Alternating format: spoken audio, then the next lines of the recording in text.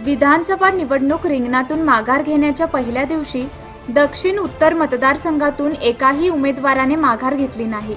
मात्र उमेदवारी अर्ज माघार घेण्यासाठी शुक्रवारी दुपारी 3 वाजेपर्यंत मुदत आहे। यामुळे कोण उमेदवारी अर्ज माघार घेणार याकडे शहरवासियांचे लक्ष लागले आहे। 2 दिवसांपूर्वी प्राप्तिकर अधिकाऱ्यांनी बेंगळूर व म्हैसूरमध्ये सार्वजनिक बांधकाम खात्याशी संबंधित कंत्राटदारांवर छापे टाकून 10,65,00,000 रुपये जप्त केले आहेत। 24 ते 26 एप्रिल दरम्यान झालेल्या या कारवाईत 1,33,00,000 रुपये किमतीचे सोने जप्त केले होते।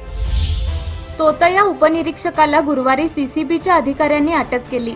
खासगी आराम बसमध्ये क्लीनर म्हणून सेवा बजाविणाऱ्या या युवकाने आपले लग्न जमविण्यासाठी आपण पोलीस उपनिरीक्षक असल्याचे सांगून शादी.com वर गणवेशातील एक फोटो अपलोड केला होता। पोलिसांच्या जागरूकतेमुळे या युवकाचा प्रताप उघडकीस आला आहे।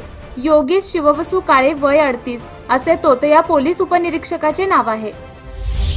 येत्या 12 मे रोजी होणाऱ्या विधानसभा निवडणुकीसाठी प्रचार कार्य जोमाने सुरू आहे। एकीकडे राष्ट्रीय पक्षांच्या उमेदवारांकडून निवडणुकीच्या प्रचाराचा धुरळा उडत असताना प्रशासनाच्या वतीने मतदानाबाबत जागृतीसाठी विविध माध्यमांचा वापर सुरू आहे।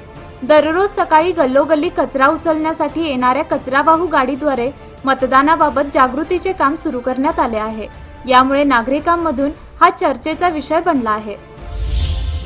पोलीस आयुक्त DC राजप्पा यांच्या बदलीचा गेल्या महिन्यापासून सुरू झालेला घोळ अखेर गुरुवारी संपला। निवडणूक आयोगाने कोणत्याही परिस्थितीत तुम्ही पदभार सोपवा अशी सूचना केल्यामुळे गुरुवारी राजप्पा यांनी कायदा व सुव्यवस्था विभागाच्या पोलीस उपायुक्त सीमा लाटकर यांच्याकडे आयुक्त पदाचा पदभार सोपविला। बेळगाव दक्षिण मतदारसंघात भाजपमध्ये उमेदवारीवरून जोरदार धुसफूस सुरू आहे। आपल्याला मान्य नसलेला उमेदवार पक्षाने दिला म्हणून बंडखोरी केलेले सुजित मुळगुन यांनी निवडणूक अधिकाऱ्यांकडे बुधवारी प्रतिज्ञापत्र सादर केले। भाजपने उमेदवारी दिलेले अभय पाटील यांनी निवडणूक आयोगासमोर खोटी माहिती सादर केल्याचा आरोप त्यांनी केला आहे। विधानसभा निवडणुकीसाठी सहाय्यक निवडणूक अधिकारी व मतदान केंद्रावरील अधिकाऱ्यांना दिनांक 30 रोजी व्हीव्हीपॅट मशीनचे प्रशिक्षण देण्यात येणार आहे। याकरिता गुरुवारी सेक्टर अधिकाऱ्यांना व्हीव्हीपॅट मशीनचे प्रात्यक्षिक दाखविण्यात आले। तसेच निवडणूक अधिकारी PN लोकेश आणि निरीक्षक गोविंद जयस्वाल यांनी गुरुवारी स्ट्रॉंग रूमची पाहणी केली। कडोली येथील श्री महालक्ष्मी यात्रोत्सवासाठी येणाऱ्या भक्तांच्या गर्दीला गुरुवारी उधाण आले होते। त्यामुळे कडोलीच्या दिशेने जाणाऱ्या सर्व मार्गांवर वाहनांची प्रचंड गर्दी झाली होती।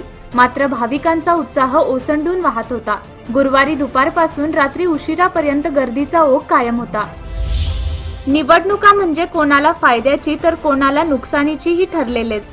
राजकीय पक्ष तसे जाणून आहेत, परंतु ही निवडणूक गरीब विद्यार्थ्यांसाठी नुकसानीची ठरणार आहे। विधानसभा निवडणुकीचे कारण देत यंदाच्या उन्हाळी सुट्टीत विद्यार्थ्यांना मध्यान्ह आहार मिळणार नाही असे संकेत सूत्रांनी दिले आहेत। कचेरी गल्ली शहापूर येथील शिवकृपा ज्वेलर्स या भव्य शोरूमचे उद्घाटन अभिनेत्री सोनाली कुलकर्णी यांच्या हस्ते गुरुवारी पार पडले। उद्घाटनानंतर बोलताना सोनाली कुलकर्णी यांनी मराठी चित्रपट जगभरात पोहोचत असल्याचे सांगून सर्व सिनेरसिकांचे पाठबळ आणि प्रोत्साहनामुळे मराठी चित्रपटसृष्टीची यशस्वी वाटचाल सुरू असल्याचे सांगितले। कर्नाटकाचे मुख्यमंत्री सिद्धरामय्या शनिवार दिनांक 28 रोजी खानापूर दौऱ्यावर येत आहेत। बेळगाव कृषी उत्पन्न बाजार समितीमध्ये बुधवारी बटाटा दरात 200 रुपये, कांदा दरात 100 ते 150 रुपयांची वाढ झाली आहे, तर गुळाचे भाव 100 रुपयाने कमी झाले आहेत। लसणाचे भाव स्थिर आहेत। मतदानाबाबत जागृती निर्माण करण्यासाठी जिल्हाभर स्वीपचे कार्य आणखी जोमाने करावे अशी सूचना जिल्हा स्वीप समितीचे अध्यक्ष आणि जिल्हा पंचायतचे मुख्य कार्यकारी अधिकारी रामचंद्र नार यांनी अधिकारी वर्गास केली। जिल्हा पंचायत सभागृहात झालेल्या स्वीप समितीच्या 3ऱ्या बैठकीच्या अध्यक्षस्थानावरून रामचंद्र नार बोलत होते। आता पाहूया बेळगाव परिसरातील सहवेदना वृत्त। आनंदीबाई लक्ष्मण भोसले, वाडा कंपाऊंड अनगोड येथील रहिवासी आनंदीबाई लक्ष्मण भोसले वय 84 यांचे दिनांक 26 रोजी वृद्धापकाळाने निधन झाले। त्यांच्या पश्चात 2 मुलगे 3 मुली, जावई, सुना, नातवंडे असा परिवार आहे। जिजामाता हायस्कूलचे शिक्षक RL भोसले व ठळकवाडी हायस्कूलचे शिक्षक ML भोसले यांच्या त्या मातोश्री होत। महादेव कल्लाप्पा मुचंडी, कलमेश्वर रोड जुने बेळगाव येथील रहिवासी महादेव कल्लाप्पा मुचंडी वय 60 यांचे गुरुवार दिनांक 26 रोजी हृदयविकाराने निधन झाले। त्यांच्या पश्चात आई, पत्नी, मुलगा, मुलगी व जावई असा परिवार आहे।